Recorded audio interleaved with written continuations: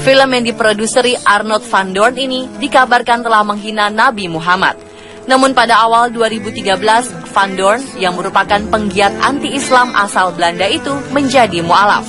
Ia bahkan melakukan ibadah haji untuk pertama kalinya di tahun yang sama ia memeluk Islam.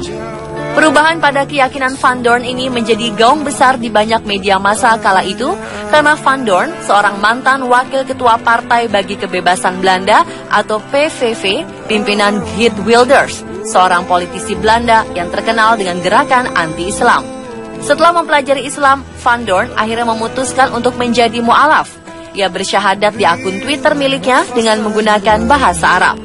Pria berusia setengah abad itu mengaku sekitar 2012 lalu ia mempelajari Al-Quran berdasarkan keingintahuan setelah ia meninggalkan PVV. Sebelum itu, ia hanya mendengar cerita negatif tentang Islam. Kini Van Doorn mengatakan sangat menyesal dahulu telah menghina Islam. Bahkan saat ia ke Tanah Suci, Van Doorn mengaku merasa malu saat berada depan makam Nabi Muhammad. Ajalmu pasti menghampiri.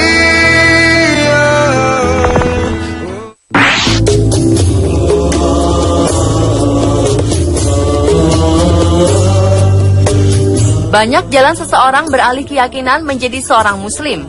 Salah satunya adalah anggota polisi militer Amerika, yaitu Terry Holzberg Jr., yang pernah menjadi penjaga penjara Guantanamo sejak 2002 sampai 2003. Di penjara inilah militer Amerika menahan para tokoh Al-Qaeda dan Taliban. Ternyata Nurani Holzberg terusik saat melihat para tawanan itu diperlakukan tak berperi kemanusiaan.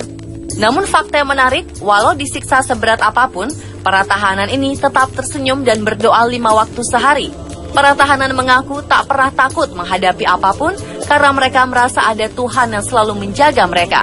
Holzberg tidak banyak mengira bahwa Taki Takazawa adalah seorang imam masjid. Ya, selama 20 tahun Takazawa adalah penato para anggota Yakuza, geng mafia terbesar dan terorganisir yang paling ditakuti di negeri yang mayoritas beragama Shinto itu. Tapi pandangan negatif pada penampilan fisiknya itu berubah saat Takazawa mengkumandangkan azan. Allahu Akbar, Allahu Akbar, la ilaha illallah. Perkenalannya dengan Islam secara tidak sengaja terjadi di wilayah Shibuya. Saat itu Takazawa melihat seseorang dengan kulit dan janggut putih. Orang itu juga mengenakan baju dan turban warna putih. Orang itu memberikan sebuah kertas dan menyuruh Takazawa membaca kalimat tertera bersama dia. Kalimat itu ternyata syahadat, pengakuan pada keesaan Allah Subhanahu wa Ta'ala dan Muhammad Sallallahu Alaihi Wasallam sebagai utusannya. Meski tak paham secara keseluruhan, namun Takazawa pernah mendengar sepintas tentang Allah dan Muhammad. Pertemuan dengan orang serba putih itu ternyata membekas di ingatan Takazawa. 2 tahun setelah memeluk Islam, Takazawa bertemu lagi dengan sosok inspiratifnya itu di Arab Saudi saat Takazawa melaksanakan ibadah haji dan menimba ilmu beberapa bulan di Mekah. Nama Takazawa kemudian terkenal lantaran ia menjadi satu di antara 5 imam masjid besar di Jepang. Kini imam di sebuah masjid di Tokyo itu mencantumkan nama Muslim Abdullah yang berarti hamba Allah Subhanahu wa Ta'ala.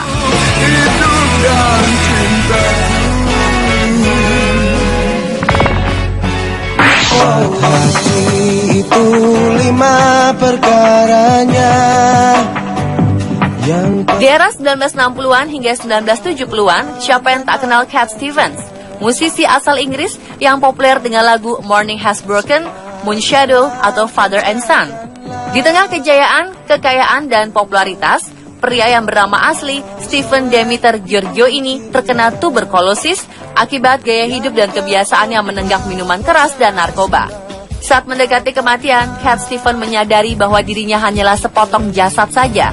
Ia kemudian mempelajari berbagai agama, kepercayaan, numerologi, sampai dunia mistis dari timur. Hingga suatu kali, Cat Stevens menerima dan membaca Al-Quran dari saudaranya yang baru saja pulang dari Yerusalem. Dalam keadaan semakin parah, ia kemudian memutuskan untuk berkunjung ke Yerusalem. Ia datang ke masjid dan duduk di sana. Tahun 1977, setelah 1,5 tahun membaca Al-Quran, Cat Stevens memutuskan memeluk Islam. Ia mengucapkan 2 kalimat syahadat di Masjid New Regent London dan mengganti namanya menjadi Yusuf Islam.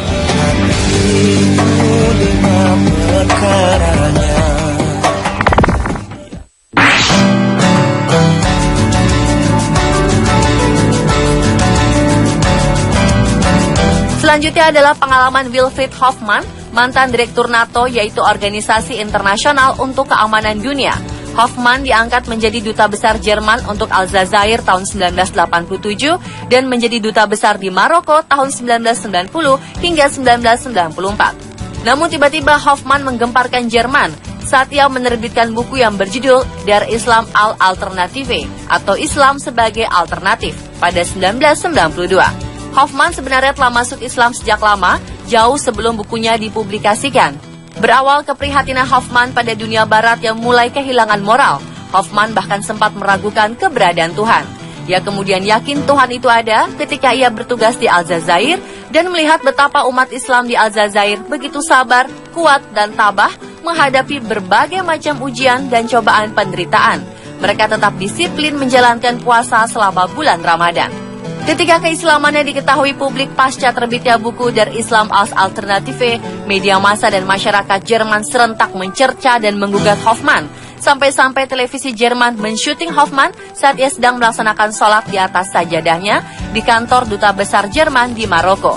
Kini masyarakat Jerman mulai menerima keislaman murad Wilfried Hoffman dan pada September 2009 lalu, Hoffman dinobatkan sebagai Muslim Personality of the Year atau Muslim berkepribadian tahun ini yang diselenggarakan oleh Dubai International Holy Quran Award atau DIQHA.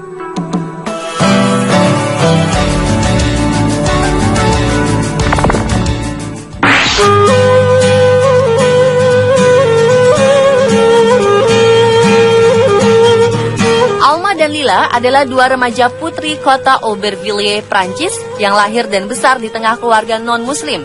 Namun dua saudara yang berayahkan Yahudi ini justru terpikat dengan Islam.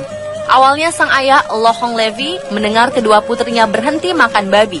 Tidak lama kemudian, Alma dan Lila berniat melaksanakan puasa penuh pada bulan Ramadan, lalu menunaikan sholat 5 kali sehari seperti yang telah diperintahkan dalam Quran. Tak sampai di situ, kedua anak itu lama-lama mulai mengenakan jilbab dan di sekolah mereka tidak lagi berbicara dengan pelajar laki-laki. Keduanya tidak mengikuti lagi kelas-kelas olahraga karena mereka dituntut untuk memakai pakaian olahraga yang menampakkan bentuk tubuh mereka. Penampilan lahiriah mereka telah menimbulkan gejolak di kalangan para pelajar. Sekolah kemudian memerintahkan keduanya memakai pakaian sekolah seperti orang lain. Hebatnya, kedua saudara ini menolak hingga setelah perdebatan yang panjang, keduanya dikeluarkan dari sekolah. Lohong Levi sang ayah mempertahankan hak anak-anaknya untuk mematuhi ajaran agama Islam. Ia bahkan mendukung dan bangga karena kedua putrinya tetap menunjukkan identitas keislamannya seperti ia selalu menunjukkan identitas keyahudiannya.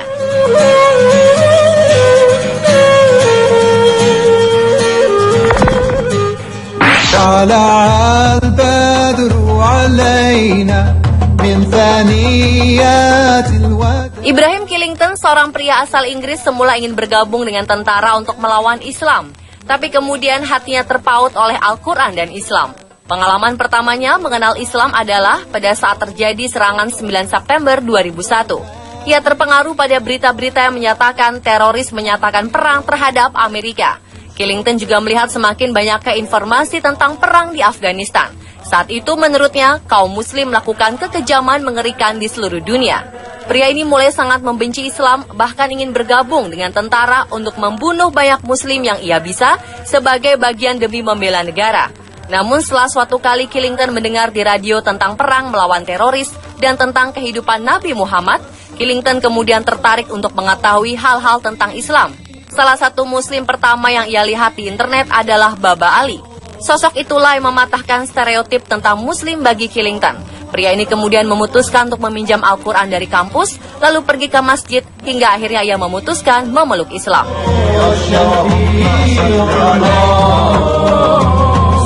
Pemirsa, itulah 7